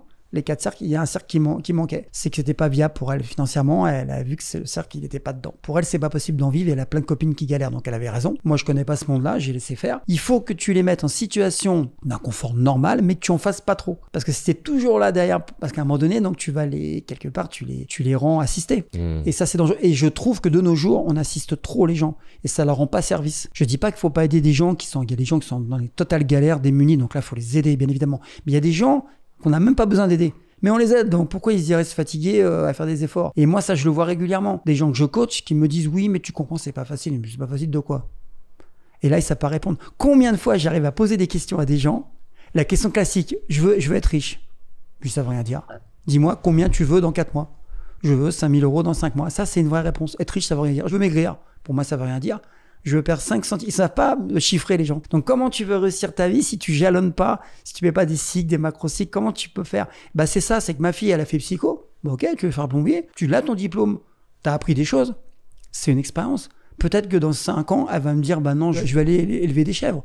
Pourquoi pas? Mais en fait, c'est ça, la vie est faite de cycles. Moi, j'ai fait 1 milliard de boulot dans ma vie avant de trouver celui qui me convient et je vais peut-être en changer encore. Donc, c'est ça, la vie, c'est choper des opportunités, c'est t'amuser. En fait, la vie, c'est un terrain de jeu. C'est clair. Et si tu t'emmerdes, si tu t'ennuies, je dis, c'est pas possible. Moi, je vois à mon âge, j'ai encore une vingtaine d'années à vivre, on va dire correctement. 20 ans, bien plus. Ouais. Et en fait, c'est ça, c'est qu'on décide, pour moi, on décide de son futur. On décide vraiment. C'est dur à entendre. Je sais qu'il y en a qui me critiquent quand je dis ça, qu'on est responsable de son futur. Oui. Si je mange tous les jours 5 kebabs, je bois du coca et je fume, bah, potentiellement, je vais réduire ma vie. C'est évident. Pas forcément, mais potentiellement. Voilà, si je me bats tous les jours, bah, il y a de fortes chances qu'un jour je prenne une balle ou un coup de couteau. Bah, c'est évident. Si par contre, je fais du bien aux gens, il y a de fortes chances qu'en retour, on me donne du bien. Et moi, c'est bizarre. Souvent, on me dit, mais Franck, tu fais des sports de combat. Les mecs, ils te provoquent pas, ils te chauffent. Jamais. C'est vrai? Moi, je vais dans les cités, je vais partout. Les jeunes sont super cool avec moi. Conor McGregor, il racontait qu'il se fait souvent chercher dans les bars. Ouais, mais lui, c'est un provocateur. Regarde son comportement sur le ring, c'est ce qui a fait ça. C'est une personnalité quand même. Hein. Si tu joues le héros et tu joues le bagarreur et le provocateur, bah il y en a un qui arrivera. Provocateur dans le sens que je suis le meilleur, je suis au-dessus, c'est ça? Bah oui, parce que tu deviens un compétiteur de rue là. T'es plus un compétiteur de ring. Tu prends quelqu'un comme Teddy Riner par exemple. C'est un grand champion. Ah, Ce gars-là, il inspire la bienveillance. Donc dans la rue, il peut se promener tranquille, on ne provoquera pas. Maintenant, s'il commence à dire, moi, venez, moi, je vous prends en MMA, je vous prends en boxe, à un moment donné, il y en a un qui arrivera. C'est ce qui se passe, c'est comme ça qu'on meurt, hein, d'ailleurs. Et dans la nuit, moi, je travaillais dans les boîtes de nuit longtemps, 10 ans, dans les boîtes de nuit. Ceux qui ont eu des soucis, souvent ceux qui ont eu des comportements qui, à mon avis, n'étaient pas adaptés à la situation. Mais si tu es bienveillant, que tu donnes des outils aux gens pour se défendre, mais que tu ne te déclares pas être le meilleur du monde, d'ailleurs ça n'existe pas, et que tu ne critiques pas les autres, moi je m'entends avec des gars du MMA partout, quoi. J'ai jamais de problème. Et quand les gens me voient dans la rue, c'est plutôt on fait une photo, là. On fait une photo tout à l'heure avec un jeune, il était ouais monsieur, je fais une photo. C'est rigolo parce que j'ai le triple de son âge, mais en fait pourquoi il chercherait, je cherche pas à le dominer, donc en fait c'est ça aussi, c'est garder sa place. Et en gardant ta place, en étant bienveillant, normalement, à part des fous, ça peut arriver, bien sûr. Tu t'en sors bien, quoi. T'as une grosse audience. Et tous dans ton audience n'ont pas eu ce truc dans leur vie. Comment tu gères justement quand dans tes salles ou dans tes formations ou sur YouTube, tu vois, par exemple, moi je suis pas né en cité, j'ai pas vécu la souffrance que tu as vécue. Par contre, c'est clair que vu que je me détestais, ça m'a créé ce truc de... Toi, tu l'as cette niaque de t'en sortir, de pas laisser l'adversité t'écraser. Comment tu fais pour aider ceux qui n'ont pas ça? Alors, je leur explique très simplement que moi, ça a été un outil, un détonateur pour accéder justement à ce que j'ai fait. Mais d'autres vont pouvoir d'autres outils. Le plaisir, c'est un outil. Donc, par exemple, je forme des profs dans les arts martiaux. Des fois, je suis très dur. Il y a une quinzaine de jeunes entre 20 et 35 ans qui sont parfois dans le rêve. Je leur dis, mais professeur d'arts martiaux, c'est pas Chuck Norris à la télé. Hein. Tu vas te prendre les transports en commun quand il y a les grèves. Tu vas faire des fois 1 heure entre 2 cours. Tu vas rester dans un café à attendre. C'est pas la fête. Et puis, tu n'auras pas la reconnaissance que tu crois. Je dis, les élèves t'appartiennent pas. Enfin, tu retour, tu l'auras pas forcément. Je les prépare, voilà. D'ailleurs, au passage, c'est comme une audience. Une audience, tu peux la voir un jour, la perdre le lendemain. Hein. Voilà, mais c'est la vie. C'est la vie. La vie, c'est les énergies. La vie, c'est de l'énergie. Donc, elle n'est pas toujours en haut. Hein. C'est variable. Ce que tu es aujourd'hui, tu ne seras pas demain, quoi. Il faut le savoir. Donc, il faut profiter. Et je leur dis, des fois, mais vous savez, c'est dur à entendre, ce que je vais dire. Mais bon, vous êtes 20. Dedans, il y en a peut-être 3 qui vont en vivre. Et pourquoi ils vont en vivre? Je dis, vous êtes tous compétents, vous êtes tous forts, vous êtes tous beaux, vous avez tous le diplôme. Il y a un truc que vous n'avez pas. C'est que vous êtes mauvais en communication et vous avez peur d'aller vers l'autre. Sauf qu'il n'y a pas de cours de communication. Avant, il y a 30 ans, 40 ans, ce que je dis, c'est vrai parce que je le vois au quotidien. Il y a des gens, il suffit d'être compétent, d'être baraqué, d'être bon techniquement, donner son cours. C'est fini. Maintenant, il faut être bon en communication, il faut être un bon gestionnaire, il faut avoir l'intelligence financière, comme je dis. Ça s'apprend pas dans les livres, ça. Il faut aller chercher ça. Et ça, c'est pas dans les cours. Cours, c'est anat, physio, psychopéda. Ça suffit plus. Il faut être un bon manager parce qu'il faut encadrer. Il faut être un bon en relationnel avec les dirigeants. Il faut être un bon sur les réseaux sociaux. Ça demande beaucoup de compétences pour un prof. Et pourquoi de nos jours, très peu de personnes réussissent dans beaucoup de domaines? Parce que les gens n'osent pas dire qu'ils ne savent pas. Moi, j'ai une équipe, j'ai des graphistes, j'ai des monteurs, enfin, comme tous ceux qui réussissent. Mais moi, je leur dis, ton métier, je ne saurais jamais le faire. Même si je me forme, je ne serai jamais aussi compétent qu'eux, j'aurais pas le temps. Donc, chacun d'entre eux a des compétences, plus ou moins limitées. Moi, j'ai les miennes, et c'est ce qui fait qu'on réussit. Sauf que eux ne feront pas la démarche d'aller chercher quelqu'un en communication, de progresser. Moi, je lis tous les jours 2 heures, 3 heures par jour, et je me forme au moins 1 heure par jour. C'est 3-4 heures par jour au moins de formation. Des audios, des livres, c'est obligatoire. Dans tous les domaines, mais ils le font pas. Donc je leur donne des livres, ils les lisent pas. Donc je fais des tests. 6 mois après, je dis alors, on en est où tel chapitre? Ouais, je l'ai pas encore lu. Tu réussiras pas. Voilà, ça s'arrête là. Donc je suis violent et pour le faire réagir, pas pour le tuer. Et ben on regarde, encore une fois, c'est mathématique. Ce problème de relationnel, ce problème de sortir du confort, ce problème d'aller voir les autres, ce problème de se faire peur, d'affronter ses peurs. Mais ça, c'est un vrai problème dans cette société. Et si les gens ne réussissent pas, c'est qu'ils préfèrent vivre toute leur vie dans un confort qui est une prison dorée. C'est un faux confort, que de faire le petit effort qui va leur permettre d'accéder à autre chose. Et ma fille, ma grande, elle est assez timide, elle est encore un peu timide. Et un jour, elle m'a dit, j'ai peur de faire des entretiens avec un patron. Bon, un N+1 ou un patron. Et je lui dis, ouais, c'est quoi un patron? C'est un mec qui a 2 jambes, 2 bras, et qui met un pyjama le soir, et puis qui est comme toi. Donc ça, c'est facile à dire. Ça n'a pas suffi. Je lui dis, on va faire un jeu. Tu fais 10 entretiens, 20 entretiens. Tu vas voir qu'au 20e, ça va te paraître normal, parce que c'est plus l'inconnu. Ton cerveau est enregistré, tu vois que t'es pas mort, tu vois qu'il t'a pas marché dessus, tu vois qu'il t'a pas insulté, mais qu'il a besoin de toi. Elle en a fait plusieurs, puis maintenant elle me dit, Trop facile. Maintenant, c'est facile. J'adore ce truc-là parce que ça, c'est un truc qui est évident dans le sport. Tu veux savoir faire un coup de pied, ben, tu fais des coups de pied. Oui. Tu veux pouvoir courir vite, ben, tu cours. Et ce qui est drôle, et c'est pour ça d'ailleurs que tu vois, j'ai appelé ma formation entraîner pour réussir et pas programmer pour réussir parce que je voulais vraiment passer le message. La plupart des choses, mis à part les endroits où t'es bloqué génétiquement, mais la plupart des choses dont t'as besoin, ça s'apprend. Ça me parle beaucoup parce que tu vois, j'avais perdu mon emploi quand j'avais 19-20 ans parce que en gros, le FAFIEC, qui est l'organisme de financement des formations, ils avaient coupé le budget, j'étais en alternance et donc j'ai perdu mon emploi et j'étais pas à l'aise avec les entretiens d'embauche. Donc ce que j'ai fait, c'est que j'allais à des entretiens dont j'en avais absolument rien à faire. Excellent. Et tous mes potes, ils me disaient mais ça sert à quoi? Tu perds ton temps. Tu t'entraînes. Et du coup, en devenant à l'aise dans un endroit où il n'y avait pas d'enjeu, progressivement, j'ai commencé à devenir, mais pas parce que je suis plus doué, juste parce que j'ai fait plus d'entretiens que la plupart des gens en font en 40 ans en fait. Fondamental. Et pareil, un autre endroit où mes potes ils comprenaient pas, j'allais aborder des filles, mais aussi les filles dont j'en avais absolument rien à faire. Et ils me disaient mais ça sert à rien. J'ai dit bah si, Mohamed Ali il s'entraîne pas pour le jour de la compétition, il s'entraîne tous les jours pour qu'il soit prêt le jour de la compétition. Moi je veux être sûr que le jour où j'ai une femme qui me correspond, je sois à l'aise. Et j'aimerais que tout le monde l'entende. Tu peux faire des trucs où t'es pas à l'aise, tu peux faire des petits trucs à répétition et te réveiller un matin comme ta fille et dire c'est bon en fait, c'est fluide quoi. Mais c'est la fameuse règle des 10 000 heures. Ouais. Des musiciens, des gens qui prennent la parole en public, bah y a pas de secret. Moi j'ai vu aussi à l'INSEP ça. Je l'ai vu que ceux qui gagnent, c'est pas forcément les plus doués. Ah, effectivement, le plus doué qui s'entraîne beaucoup, il va gagner normalement. Mais c'est pas forcément ça. Et ceux qui réussissent sont pas forcément les plus doués et les plus brillants à la base. Simplement ceux qui ont répété, qui s'entraînaient. Et on dit souvent dans les arts martiaux, une ceinture noire, c'est une ceinture blanche qui a continué, qui ne s'est pas arrêtée. Moi, je vois des ceintures noires qui sont vraiment pas doués. Mais ils ont continué à s'entraîner et ça finit par venir. Mais on le voit d'ailleurs, des chanteurs très très très bons qui sont loin d'être les plus connus, et d'autres ils sont pas mauvais, mais ils sont bons, mais parce que ils mettent toute l'énergie depuis des années pour que ça marche dans leur domaine, ils surperforment. Et on regarde bien d'ailleurs les athlètes de haut niveau qui ont des beaux après-carrière, bah, c'est ceux qu'on réfléchit à un moment donné. On voit Teddy Riner, j'ai aucune inquiétude, par exemple, je parle de lui pour l'après-carrière. Il a déjà préparé, il est facile en communication, il a déjà présenté des jeux, il a compris que ça allait s'arrêter, il utilise le fait qu'il soit connu du grand public pour préparer son avenir. Par contre, il y a des champions, ils courent après la médaille, il n'y a que la médaille. Ils n'en font pas un outil, un escalier de la réussite. Ils en font juste une finalité, et ça, c'est dangereux. Il y a plein de sportifs, tu connais mieux que moi, qui c'est dur, sûr. Quoi, l'après. De toute façon, c'est connu, hein. Ça aussi, en psychologie, en hypnose, on travaille beaucoup. Quelqu'un qui, toute sa vie, depuis l'âge de 6 ans, il s'entraîne 5-6 heures par jour, il mange pour ça, il dort pour ça, il fait les sacrifices pour ça, puis il a la médaille d'or. Il a médaille d'or, donc il a rêvé de ça. Et puis le dimanche, il a compète, il a la médaille d'or. Qu'est-ce qui se passe lundi? Bah, il se passe plus rien. Il a tout misé dessus, bah, c'est le vide. Qu'est-ce qu'il va chercher de plus? Il a le maximum. Donc, s'il n'a pas préparé en 10 ans, la médaille d'or a permis d'être structuré, d'être plus discipliné, d'avoir travaillé mon mental, bah là, c'est bon. Il est préparé à la vie. Mais s'il n'a visé que la médaille et qu'il n'a pas pris ça comme un outil de développement personnel, un outil pour réussir, c'est ça, je te disais, jeune, j'avais compris ça déjà. Bah, c'est mort. Et le nombre d'athlètes de haut niveau qui errent dans l'INSEP, qui ont fait une belle carrière et qui vont voir les copains, tu te rappelles quand j'étais champion et tout, ça, c'est chaud. Parce que c'est qu'ils n'ont pas préparé le futur. Et pour moi, le sport de haut niveau, c'est une préparation à l'avenir. C'est un outil au même titre que des études. C'est ton diplôme, c'est rien un diplôme.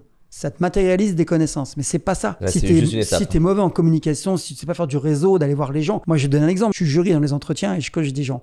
Donc, je me sers de mes compétences en jury pour aider ceux qui passent des examens. Imagine, le gars, il vient, il a un master en marketing ou en management et tout. Le gars, je le recrute. Bonjour, présentez-vous. Le gars, il regarde ses chaussures pendant que je lui parle. Et puis, il chante, il se dandine, il a des tics, il est comme ça, il transpire de partout. Mais il sera jamais un leader, il va jamais pouvoir emmener des mecs avec lui. Je le prends pas. Pour un gars qui a pas de diplôme et qui a dit, moi, il y a pas de problème, moi, je suis là, moi, j'ai l'habitude, tu peux commencer demain à 4h du matin. Ouais, pas de problème, je suis là, mais je le prends. Souvent, les gens, quand ils viennent pour ça, je le dis souvent, ils viennent pour un entretien, ils vont travailler le fond à mort, mais pas la forme. Et quand on sait qu'en communication, 93%, et les 7% c'est que du verbal, et les 90, 93 qui restent, c'est du non-verbal, c'est l'attitude que tu as. En fait, ils ont bossé que sur les 7%. Comment ils peuvent réussir? Bosse déjà sur ce qui reste, les 7, tu les as déjà. C'est ce qui ferait la différence avec les autres. Et moi, j'ai souvent obtenu des postes. Parce que tu bossais sur l'ensemble. J'étais pas brillant particulièrement, c'est parce que j'ai pas peur et j'y vais, quoi. Et on me dit souvent, t'as trop confiance en toi, mais moi, j'ai pas peur. Quand je vais négocier un crédit dans la banque, l'autre, je le vois, je prépare mon entretien, hein. Je vois le profil du gars, je viens plusieurs fois dans la banque voir comment il est, je le modélise, est-ce que c'est plutôt un gars plutôt prédateur, un type qui est plutôt en retrait. Donc je vais me synchroniser comme en PNL avec lui, parce que ce qui m'intéresse, c'est pas le mec, hein, c'est mon crédit. Donc je vais revenir 10 fois, mais 10 fois c'est comme 10 rounds. Je finirai par te sécher et j'aurai mon crédit. Et en fait, j'utilise toutes les stratégies, parce que c'est comme un combat. J'imagine il y a des gens qui peuvent être, tu vois, qui peuvent être perturbés parce que tu es en train de dire par ce côté je vais le sécher, par ce côté je vais gagner. Toi dans la compétition, il y a un côté je vais écraser, il y a un côté je vais gagner. Dans la perception en tout cas de plein de personnes. Comment tu vis? C'est quoi ton opinion là-dessus en fait? Je pense qu'il faut le mettre dans un environnement, quoi. C'est que par exemple, moi dans la vie de tous les jours, je suis pas en compétition. Mais si je sens que je dois l'être, j'appuie sur le bouton, ça y est, je bascule. On, je suis en compétition. Par exemple, depuis ce matin, je suis cool, je m'entraîne, je suis relax. J'ai pas envie d'être meilleur qu'un autre, ça m'intéresse pas. Ou c'est un mode que tu actives. Voilà, là on est cool, on discute. Et voilà, je cherche pas, quand je fais des séminaires, je cherche pas à être plus brillant qu'un autre, je suis moi. Donc avec mes qualités, mes défauts. Par contre, si demain on me dit tu dois obtenir ça et que je sens que la personne en face, elle va rentrer en compétition, je le sens. J'ai l'instinct. Là, ça y est, je bascule tout de suite en mode compétition. Donc là, alors quand je dis sécher, c'est un peu dur. C'est je vais essayer d'obtenir ce que je veux. Mais moi, je dis toujours, ce qui m'intéresse, c'est du gagnant-gagnant. En fait, je n'aime pas, c'est bizarre. Dans la compétition, ce que j'aime, c'est pas battre l'autre. C'est devenir meilleur. En fait, je travaillais sur moi pour devenir meilleur, mais pas nécessairement battre l'autre. La concurrence ne me fait pas peur, par exemple. Moi, je dis c'est génial qui est meilleur que moi, parce qu'ils vont me faire progresser. Et moi, je les vois pas comme je suis pas jaloux. Moi, je suis jamais jaloux. Moi, quand quelqu'un réussit, on me dit il a 20 ans, t'as vu où il est arrivé? Mais il a bossé pour. Mais c'est génial. Je vais le rencontrer. Voilà, je m'en moque, quoi. On me dit mais lui, il est milliardaire. Mais c'est génial. C'est ce qu'il a mis en place pour réussir. Et en fait, moi, j'ai pas ce problème parce que je cherche pas à être meilleur que l'autre. Je cherche à obtenir. À être meilleur toi-même. Voilà, et je suis plus dans le gagnant-gagnant. Quand je vois le banquier, le crédit, c'est pas de le soumettre, c'est pas de le voler, c'est lui dire, tu vois, j'ai les capacités d'avoir ce crédit, mais je vais performer de telle manière à que tu me comprennes et qu'on puisse être en phase et que tous les deux, on puisse faire un beau dossier. Oui, parce que c'est dans l'intérêt du banquier de te donner ce prêt si toi, tu es capable de le rembourser. Et dans le combat, c'est pareil, dans une agression, moi, ce que je vais chercher, c'est pas lui faire du mal, c'est faire en sorte que lui, il arrête le combat et que puis moi, je puisse m'en sortir indemne. Parce que dans la bagarre, il y aura forcément des dégâts des deux côtés. Aussi bien vestimentaires que physiques, que autres, que juridiques. Donc en fait, moi, gagner, ce que je dis toujours en self-défense, gagner, c'est repartir tranquille chez toi, quitte à mettre ton ego de côté. Là, t'es le grand gagnant de l'histoire. Voilà, tiens, ça m'amène sur la notion de violence. Toi, t'as grandi en étant plus à l'aise que... Tu me reprends, c'est bon. Plus à l'aise que la moyenne sur le fait de te battre. Bah maintenant, oui. Parce que j'imagine que t'en as plein dans tes salles qui viennent apprendre la self-défense, mais qui sont vraiment pas à l'aise avec la violence. L'idée de se battre, l'idée de mettre un coup ou d'en recevoir un. J'imagine d'ailleurs qu'il y en a qui sont plus à l'aise à l'un ou l'autre ou les deux. Je te disais juste avant, hors caméra, j'avais participé à un stage où on m'avait, de self-défense, on montrait des images de prédateurs. Ça m'avait vraiment marqué le côté prédateur de respecter aucune règle, de s'approcher très proche. Et j'avais été un peu, tu vois, choqué sur ce truc-là. Mais j'avais vraiment aimé son message de dire, en fait, si t'es choqué juste avec une image, qu'est-ce que ça va être, tu vois, dans la vraie vie? Comment tu t'y prends avec les personnes qui sont pas du tout à l'aise avec la violence? Parce que dans mon audience, il va y avoir deux types. Tu vois, moi, à la base, je suis vraiment pas à l'aise avec la violence en soi, mais ce côté performeur, je pense, m'a aidé à être plus à l'aise progressivement. Parce que tu vois, j'étais un ado où, justement, me prendre des coups, je te disais que je me suis mis au rugby pour cette raison, parce que je me suis dit, je peux pas être en peur tout le temps, parce que tu vois, j'étais dans la rue à me faire emmerder, et c'est sûr que le rugby m'a aidé à me dire, en fait, écoute, tout va bien. C'est sûr que c'est toujours un sujet où je suis pas à l'aise. Et donc, dans mon audience, il y a ceux-là, mais il y a aussi tous ceux qui sont très, tu vois, spirituels, bien-être, et dont une partie qui, d'ailleurs, je le sais, tu vois, quand tu parlais tout à l'heure de sortir des règles qui vont même être dérangées, il y en a peut-être même déjà qu'on a perdu, mais ceux qu'on n'a pas perdus et qui sont toujours là, comment on pourrait les aider? Parce que c'est quoi l'intérêt qu'ils ont à être plus à l'aise avec la violence et la gérer? Déjà, il faut savoir que la violence, c'est quelque chose qui existe chez les humains, chez les animaux. La violence, ça fait partie de la vie, malheureusement. Donc, il faut l'accepter. L'accepter, ça ne veut pas dire que c'est bien. C'est envisager que ça peut exister. Ce que moi, je vais trouver violent, pour certains, ça va pas l'être, et d'autres, ça va être extrême. Donc, ce que tu disais, le fait d'exposer les gens à la violence, ça peut être dangereux, ça. Donc, il faut le faire plutôt de manière homéopathique. Quand tu dis dangereux, qu'est-ce qui peut se passer? Ce qui peut se passer, c'est un choc. Quand même des images chocs qui circulent de violence.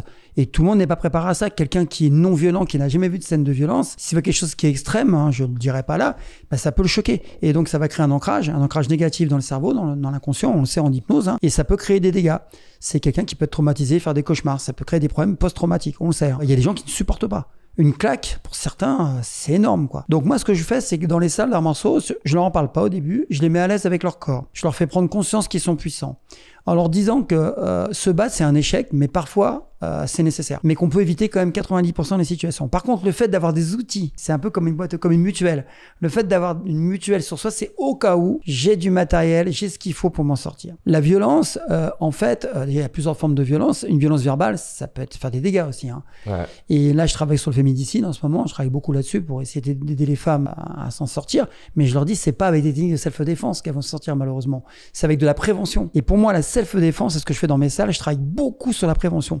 Le profiling, qu'est-ce que c'est qu'un agresseur, comment il fonctionne, les 4 types d'agresseurs de base. Comment l'éviter. Bien sûr, et je leur dis, mais moi, je vais pas vous apprendre à vous battre, je vais vous apprendre à pas vous trouver coincé dans une situation que vous auriez pu éviter.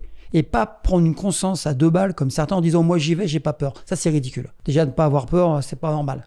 Tout le monde a peur. C'est éviter de vous retrouver dans une situation délicate où ça va être compliqué pour vous. Et si vous y êtes parce que vous avez été surpris, à avoir quelques outils. Pour moi, c'est ça, ça fait. C'est comme ça que dans mes vidéos, on regarde bien, je donne des techniques, mais je parle beaucoup de prévention. Ça n'a pas de sens d'apprendre des techniques de clés de bras et de clés de cheville à quelqu'un de 70 ans. Le sens, c'est ne va pas là où il faut pas aller. Si tu as aperçu quelque chose, si tu as constaté qu'il y a quelque chose qui est pas normal, si tu es à 360 degrés et que tu as eu à concevoir qu'il y a des choses qui semblent pas logiques, l'instinct il parle, ne le fais pas. Je pense qu'il n'est pas crédible de dire à quelqu'un, c'est pas avec une technique, 1 heure par semaine d'une self-défense que tu vas pourtant sortir face à un agresseur avec un couteau. Faut être réaliste. Par contre, ce qui va t'aider, c'est observer, voir pourquoi il a les mains dans les poches, pourquoi il a mis la capuche alors qu'il l'avait pas avant, pourquoi il a le regard baissé, pourquoi il s'approche de telle manière. Ça, c'est important. Alors tiens, une question, parce qu'en plus, ce que j'aime avec toi, c'est que t'es pas juste dans les arts martiaux, tu as une vision très large avec l'hypnose, le coaching. Il y a certaines personnes, j'en suis sûr, qui vont se dire, moi, est-ce que j'ai peur en me mettant à un stage dans les arts martiaux ou de self-défense ou de combat, j'ai peur que du coup, si je mets mes pensées sur la violence, je vais m'attirer encore plus de trucs parce que je vais être dans la rue. Et c'est un truc qui est subtil, parce que effectivement, si on imagine quelqu'un dans la rue qui va dans la cité et qui commence à se dire « Ah merde, la capuche, etc. » Il y a un sujet, moi, qui m'intéresse, c'est le côté proie-prédateur et les dynamiques qui se passent, même chez l'être humain. Et le prédateur, il veut pas un autre prédateur, le prédateur, il veut une proie. Et donc, si je vais dans la cité et que je commence à me dire « Mince, il a peut-être, ça se trouve, tu vois, il a les mains dans les poches, ça se trouve, c'est un couteau, alors que c'est peut-être un iPhone. » Comment tu fais pour les aider à trouver l'équilibre entre tu regardes, tu vois, t'es pas en mode c'est la panique. Parce que tu vois, par exemple, un truc moi qui m'avait marqué ado, donc je t'ai dit, je me faisais des fois emmerder, ça n'a jamais été très loin. Et à un moment donné, je me suis rendu compte que, donc par exemple, je rentrais dans le métro, j'étais tout seul, et là il y avait la bande de jeunes, et au début mes réflexes, c'était de faire la proie, quoi, donc de me mettre à l'autre bout, et forcément ils viennent. Et j'avais remarqué, alors peut-être que j'ai eu de la chance, hein, j'avais remarqué que si au moment où je rentrais dans le métro, j'allais des fois me mettre juste à côté d'eux et être plus détendu et plus cool, je me faisais moins emmerder. Ça m'intriguait ce rapport entre justement proie-prédateur et qu'ils choisissent d'ailleurs quelqu'un d'autre à emmerder, pas moi. En fait, c'est hyper compliqué parce qu'il n'y a pas de recette miracle et c'est une situation toujours. Chaque situation est différente. C'est rigolo d'ailleurs parce que plus on vieillit et plus on pense qu'on a vu tous les scénarios possibles et en fait non. C'est pour ça qu'on peut être le plus grand maître en arts martiaux, le plus grand bagarre de rue, on peut se faire surprendre. Parce qu'on est des humains. Par contre, je dis mais non, faut pas confondre vigilance et paranoïa. Je vais te donner un exemple. Je trouve complètement inconscient de traverser des quartiers où on sait que c'est potentiellement un risque avec un casque sur les oreilles. T'as l'iPhone et puis t'as le casque sur les oreilles. Potentiellement, tu augmentes le risque. Moi, quand je sais que c'est la nuit, que c'est les endroits qui peuvent potentiellement être un problème, je suis connecté, ça y est. Hop, je suis en mode reptilien, comme je dis. Je suis connecté. J'ai pas peur, mais je suis vigilant. Si je vois un groupe de jeunes qui sont un peu chauds, alcoolisés, je change de trottoir, mais subtilement, intelligemment. Voilà. Maintenant, je vais pas faire demi-tour, surtout pas. Mais hop, je le fais comme un animal. Il faut fonctionner comme un animal. Les animaux, qu'est-ce qu'ils font? Quand ils sentent le danger, ils partent. Hein. Et oui, ils se disent pas, oh, mais moi, je suis tigre. Non, ils partent. Les animaux savent très bien qui est fort, qui est pas fort. Ils savent très bien quand ils sont victimes, quand ils sont prédateurs. Et nous, en fait, on a un peu laissé ce mode reptilien en disant, ouais, bon, jusque pas grand chose, mais j'avais une jeune fille que je me souviens à Montreuil. J'avais une salle à Montreuil. Et le soir, elle passait dans les endroits qui potentiellement étaient à risque. Elle me dit, moi, j'ai pas peur. J'ai mes écouteurs, l'iPhone. Et puis un jour, elle avait plus d'iPhone, plus d'écouteurs. Ça, c'est le meilleur des cas. Mais ils auraient pu lui faire du mal. Et en plus, elle s'est fait agresser par un mec qui était drogué. C'est même pas par des jeunes cités comme on dit, pas du tout. Un jeune drogué. Maintenant, moi, j'ai eu des occasions avec ma fille. Et pareil, le comportement, moi tout seul avec ma fille, va être différent. Si moi, je suis seul et puis qu'il y a 2-3 gars, bon, je regarde, ok, je vais voir si je peux gérer. Je vais rester tranquille. Comme tu as dit, je me mets à côté, je vais voir.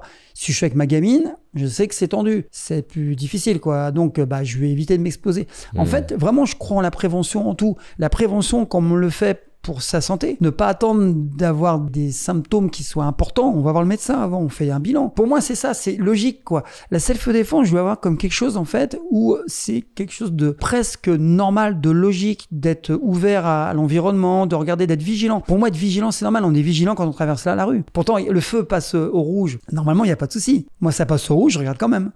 Parce que le mec, il est sous, il traverse, ou il a pas vu le feu. Ça peut arriver, bah t'es mort. C'est ce qu'on dit à nos enfants, même s'ils sont en rouge, tu regardes quand même. En fait, c'est ça la vigilance. Et c'est pas pour autant qu'ils sont paranoïa. C'est que potentiellement, quand tu traverses la rue, il y a un danger. Tu l'as moins sur le trottoir. Par contre, sur le trottoir, on parle de patinettes, tout ça, de scooters. Quand je vois des gens qui marchent avec un casque, des fois, il y a des scooters qui montent sur le trottoir, bah on peut te voler ton sac à main. Bah si t'as pas les écouteurs, t'entends le scooter. Donc, tu es réactif, tu es vigilant. Ça s'appelle la vigilance. Et bah, tu fais attention. Moi, je suis contre les gens qui poussent les gens vers la violence en disant faut que tu deviennes violent pour répondre à la violence. Pas du tout. Parce que tu vois, j'avais vu un débat où tu avais été invité, je me rappelle plus quel sportif en full contact. Avec Cyril Diabaté. Je trouvais les deux visions intéressantes. Et lui, sa vision, c'est en fait, non, il faut savoir te battre, etc. Et j'avais trouvé ta remarque aussi intéressante de dire ouais mais en fait ce que tu dis en soi sur le papier c'est vrai mais il y a des gens ils voudront jamais se faire du full contact. Voilà, donc déjà il fait du MMA, donc du combat, tu vois, du combat de cage, hein. C'est un grand champion que je respecte, hein, mais son discours déjà c'est un garçon de cité, c'est un garçon qui est professionnel de combat, donc lui sa vie c'est le combat, mais je te prends toi, tu n'es pas programmé pour ça et tu n'en as pas envie. Non, tu n'en as pas envie. Voilà, t'as bien répondu. Et ce que j'expliquais à Cyril, je m'entends bien avec lui. J'ai discuté après. Mais moi, après, lui, il a sa façon de penser. Et c'est très bien. C'est que tu compares un gars de 2 mètres comme toi, de 90 kilos de muscle, qui a passé sa vie à se battre, avec, comme il m'a dit, ce qui m'a pas plu, c'est quand il a dit la ménagère de 50 ans, il la prend pas dans sa salle. Mais je suis désolé. Toi, t'as pas besoin de self-défense. T'es programmé pour te battre. Tu sais, c'est ton métier, te battre. Elle, son métier, c'est peut-être, je sais pas, moi, être dans un bureau. Mais elle, ce qu'elle veut, c'est pas se retrouver dans une galère. Donc elle, je vais lui apprendre de la prévention, mais évidemment qu'elle se battra pas aussi bien que toi. T'es un professionnel. Et il a tout mélangé. Et on compare pas un physique de Teddy Riner, par exemple, je reprends son cas, avec un physique de judoka de 50 ans. Ah oui, quand tu fais 2m05 et que tu fais 150 kilos, bah, quand tu mets une tarte à quelqu'un, il s'envole. Et puis tu impressionnes. Un videur de 50 kilos, j'ai pas connu. La part des videurs, ils sont costauds. Bah, c'est parce que c'est la prévention. On impressionne. C'est des rapports. En fait, il suffit de regarder ce qui se passe dans la vie. C'est presque logique. Maintenant, un truc bizarre aussi, quand on prend de l'âge, bah, moi, ma self-défense n'est pas du tout celle de mes 20 ans. Mais non, j'adapte par rapport à ma morphologie, par rapport à mon âge, ma condition physique, par rapport à mes envies. De vouloir prendre quelqu'un qui est pacifique. Moi, je travaille beaucoup avec des pacifiques. Moi, j'adore travailler avec des gens pacifiques. Parce que moi, le but, c'est pas de les rendre violents et c'est pas leur dire, je vais faire de toi une machine de combat. Surtout pas. C'est leur dire, je vais t'aider en gardant ton profil à pas te retrouver dans une situation que toi, vont te sembler normales qui potentiellement peuvent basculer. Et en fait, je t'assure, je travaille vraiment avec des gens non violents, moi. Beaucoup. Qui ont été agressés, même qui ont eu des traumatismes. Et ils finissent par me dire, ouais, je me sens mieux, je me sens rassuré, tu m'obliges pas à devenir une machine de combat. Et quand ils me voient avec mon gros bras, mon crâne rasé, mon passé, ils disent, il va nous apprendre la bagarre. Pas du tout. C'est après, c'est eux qui me demandent, tu m'apprends quelques techniques, mais c'est sur l'avant que je travaille, en fait. Et donc, en fait, les pacifiques peuvent se rassurer parce que le fait d'être pacifique, c'est normal. Le fait d'être bienveillant, d'être gentil, d'être contre la violence, c'est normal. Moi, je suis contre la violence. C'est pas normal. Par contre, il faut savoir que ça existe. Et refuser de dire que la violence existe, le refuser de dire qu'il y a zéro violence, par exemple, à Paris, bah, c'est faux. Il n'y a pas zéro violence. Ouais. Donc, il faut potentiellement te dire que ça pourrait arriver, comme tu pourrais te faire reverser en traversant la rue au feu rouge. Comme tu le sais, bah, tu fais attention. Mais c'est pas pour autant être parano. Ouais, ça me parle beaucoup. J'aimerais d'ailleurs creuser là-dessus. Il y a un truc justement par rapport à cette notion, tu vois, d'un côté prévention, éviter, regarder autour de moi. Comment t'aides quelqu'un justement qui est plutôt pacifique de base, qui a plutôt et pas à l'aise avec la violence? Parce que j'ai déjà vu des interactions où parce que la personne fait sentir en fait non mais tu me cherches pas, ça ne veut pas dire qu'elle rentre dans la violence, même déjà avec un banquier. Ou on prend une compagnie aérienne. Combien de fois la compagnie aérienne, tu vois, la personne elle va me dire l'avion est plein. Et parce qu'elle va sentir une énergie dans en fait, t'as pas compris, je vais rentrer dans cet avion. Un truc qui moi me questionne, c'est que plusieurs fois, je me suis retrouvé dans une situation, parce qu'aujourd'hui je vais être à l'aise, alors c'est pas forcément une violence physique encore une fois. Mais il va y avoir une forme d'autorité, une forme de voilà comment ça va se passer pour toi. Et parce que je vais être dans une énergie en fait, non, je vais rentrer dans cet avion, c'est quelqu'un d'autre qui va pas rentrer. Ou pareil, dans une situation où il va avoir de l'agressivité. Je vois par exemple ma femme, ma chérie, elle a grandi à Mantes-la-Jolie. Et je vois bien que son environnement l'a entraîné à basculer dans un mode de colère et qui fait que paradoxalement, elle a jamais à se battre. Mais d'un coup, dans son regard, il va avoir ce truc de « tu me touches, je te tue ». Et paradoxalement, l'autre qui d'un coup, hop, tranquille. Et je te donne un exemple, parce que c'est un sujet important. J'ai des femmes qui viennent me voir en séminaire qui des fois ont des problèmes conjugaux, violence. Et tu vois, il y a une dame qui vient dans un de mes séminaires, elle m'explique que son mari est agressif, violent, etc. Donc clairement, pour moi, la première option envisagée, c'est déjà de partir. Et en fait, je lui dis, voilà, la prochaine fois que ton mari, il essaye de faire quoi que ce soit, je veux que tu prennes le sèche-cheveux, tu lui fasses sentir, il te touche pas. Et donc, elle m'a recroisé 6 mois, 1 an plus tard. Elle me dit, c'est fou, en fait, mon mari, je vois, il est plus du tout pareil.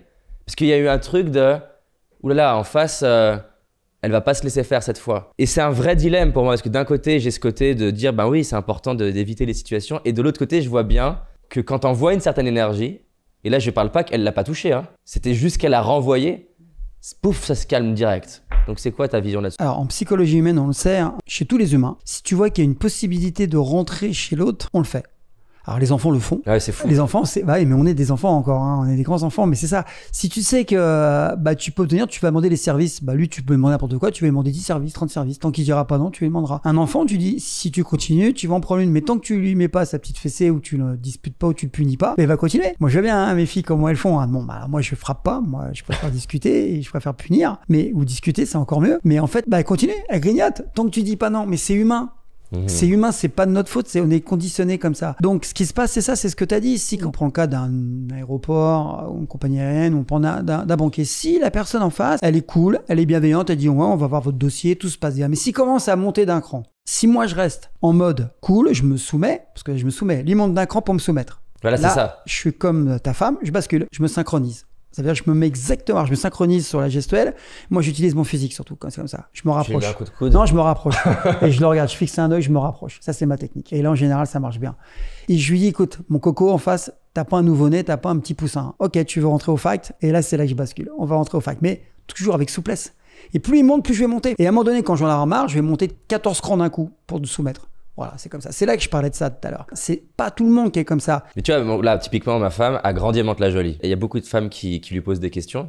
Comment, par elle pourrait aider une femme à prendre son pouvoir qui n'a pas eu ce truc-là? Alors, très simple. C'est le pouvoir de dire non, le pouvoir de s'aimer et le pouvoir de se responsabiliser de dire non. Je dis souvent qu'on a du mal à dire non en société. Et si vous dites pas non une fois à quelqu'un, il continuera. Et souvent, les femmes, on parle de la violence conjugale, ça c'est classique. C'est qu'il s'est passé une situation... c'est des manipulateurs narcissiques, on sait très bien, c'est des manipulateurs, ils prennent, c'est chaud et froid, c'est cyclotimique. Un coup, je t'aime, c'est pour toi que je le fais, puis après, c'est violent, après, c'est je te rachète avec un cadeau, c'est ça, c'est un jeu qui déstabilise, il coupe de l'environnement pour mieux manipuler, ainsi de suite. Si dès le début, cette femme, elle ne dit pas non, c'est que la première violence orale, verbale... Parce que des fois, ça commence avec un tout petit truc. Et toujours, et donc qu'est-ce qu'il fait? Il voit que ça passe, il continue. Et comme c'est son métier, entre parenthèses, c'est quelqu'un qui est pervers, qui est malade, il va continuer. Donc s'il n'y a pas le stop dès le début, ok, oh là là, moi c'est même pas la peine, je m'en vais, il se passera rien. Ouais. Mais si elle continue, donc lui, il va prendre du pouvoir, il va s'affirmer, elle va perdre en estime d'elle, confiance en soi. C'est ça la souffrance qui est dure. C'est pour ça qu'on peut donner tous les numéros de téléphone du monde, je me bats contre ça. Les pauvres, elles sont sous l'emprise, c'est plus possible, elles sont manipulées. En plus, elles sont coupées de leur environnement, de leurs amis, de leur famille, donc il fait ce qu'il veut. Il a isolé, c'est un peu ce qu'on fait dans les sectes, hein. On donne plus à manger, on empêche de dormir, le gars il peut plus réfléchir, on fait ce qu'on veut. C'est les mêmes stratégies en fait. Donc si on ne dit pas non dès le début, et souvent ces femmes-là ont des difficultés à dire non, elles sont sous l'emprise financière ou d'autres emprises, et ne s'affirment pas. Et un exemple typique, un jour on m'a dit ouais mais c'est pas facile, dire non. Il y a beaucoup de gens dans la société qui ont du mal à dire non.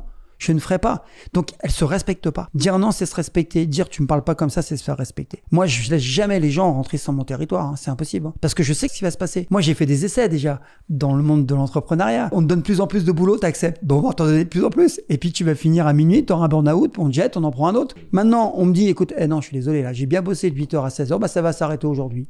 Je suis payé pour 8 heures. On verra ça demain. Je serai opérationnel demain. Je vous promets, je le ferai demain. Ça, c'est s'affirmer. Et du coup, tu es respecté par l'autre. Tu dis, ah, lui, faut pas jouer. Souvent, j'entends de dire, oh, celui-là, faut pas trop jouer. Ou celle-là, elle est pas commode. C'est pas qu'elle est pas commode. C'est qu'elle cadre, fixe des règles. Tu dois la respecter. Pour revenir à ce que tu disais, c'est s'affirmer déjà, se respecter. On choisit à deux, ou on choisit rien du tout. Ou tu me parles autrement, ou je m'en vais.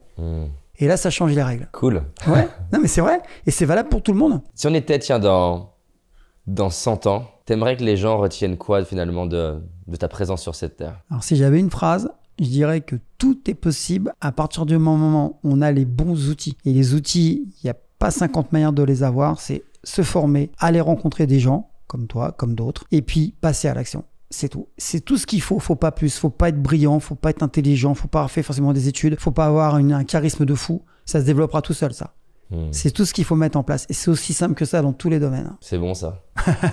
Merci en tout cas. Je le pense vraiment, je crois. Moi j'adorerais creuser encore d'autres sujets, mais vraiment je te remercie et j'apprécie ta personnalité qui est riche. Moi ce que j'aime dans ce que tu es et ce que tu montres, c'est voilà, t'es pas juste quelqu'un qui maîtrise le corps et les arts martiaux. J'aime bien le fait que, pour moi cette interview elle montre aux gens que réussir dans un domaine c'est plein de sous-choses, c'est apprendre à communiquer, apprendre à mieux parler de ce que tu fais, c'est aussi développer bien sûr tes compétences dans le métier purement. Donc c'est ça que j'ai envie que les gens retiennent, c'est que, mais pas justement quand tu disais fond et forme, pas juste en regardant le petit truc, en regardant de manière globale. Je veux réussir professionnellement, peut-être qu'il faut que j'apprenne les réseaux sociaux. Je veux réussir dans ma carrière, peut-être qu'il faut que j'apprenne à être meilleur dans les entretiens d'embauche. Il n'y a pas assez ce message aujourd'hui en France et spécialement à l'école. Aux États-Unis, à la limite, ils sont formés, mais tu fais toute ta scolarité, t'es pas entraîné à l'oral, t'es pas entraîné aux entretiens, t'es pas entraîné à la négociation.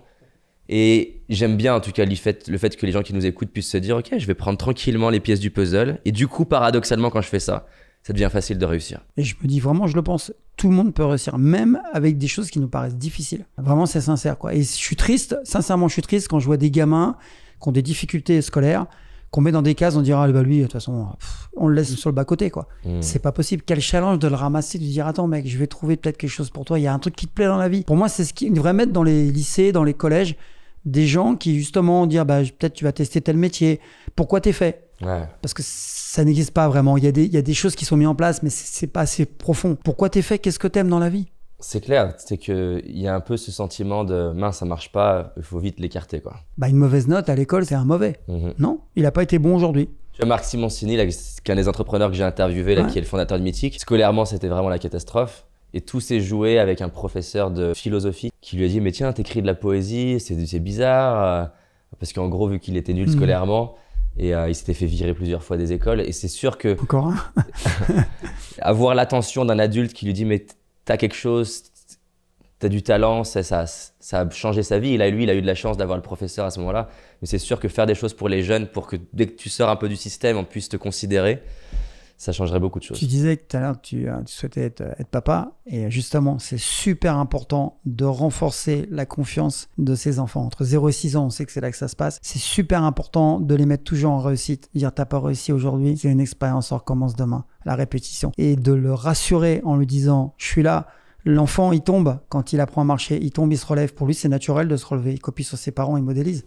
Mais il tombe tout le temps. Mais il se pose pas la question, sinon il resterait par terre toute sa vie. Eh non, qu'est-ce qu'il fait? On lui apprend pas à se relever. Naturellement, il se relève parce qu'il sait que l'échec, inconsciemment, le tomber, ça fait partie de la vie. Pour pouvoir marcher, on lui demande pas de marcher. Ça se fait. Et pourtant, il le fait naturellement. Et c'est après, avec la construction qui est liée à l'environnement scolaire et autres, que quand on tombe, aux États-Unis, tu plantes une boîte, waouh mec, tu recommences, t'es un gagnant. Ici, tu plantes une boîte, t'es un loser. Mais non, mon gars, t'as eu acquis de l'expérience. Bravo, tu remontes. Le vrai gagnant, c'est celui qui tombe, qui se relève. C'est pas celui qui gagne tout le temps. Et en fait, c'est ça, on n'est pas là-dedans. Et quand on dit ça, malheureusement, via les réseaux sociaux, on passe pour des gourous. Alors qu'en fait, non, on te dit comment ça fonctionne pour tout le monde. C'est pas nous qui avons raison, c'est un process. C'est clair. C'est comme ça et on le fait tout petit, mais on pense pas que tout petit, on tombait tout le temps. C'est une bonne fin. Merci à toi en tout cas. Bon, en tout cas, merci de m'avoir invité. Avec plaisir. Si tu as envie d'aller plus loin, j'ai réalisé une vidéo qui s'appelle les 5 erreurs que la majorité d'entre nous font et qui va nous causer l'échec de nos projets, nos rêves et notre réussite. Une seule de ces 5 erreurs va t'empêcher littéralement de réussir et d'être pleinement heureux. Clique sur le lien dans la description, va voir la vidéo, c'est un indispensable. Je te dis à très vite, on avance ensemble. Cette année, c'est notre année. C'est parti.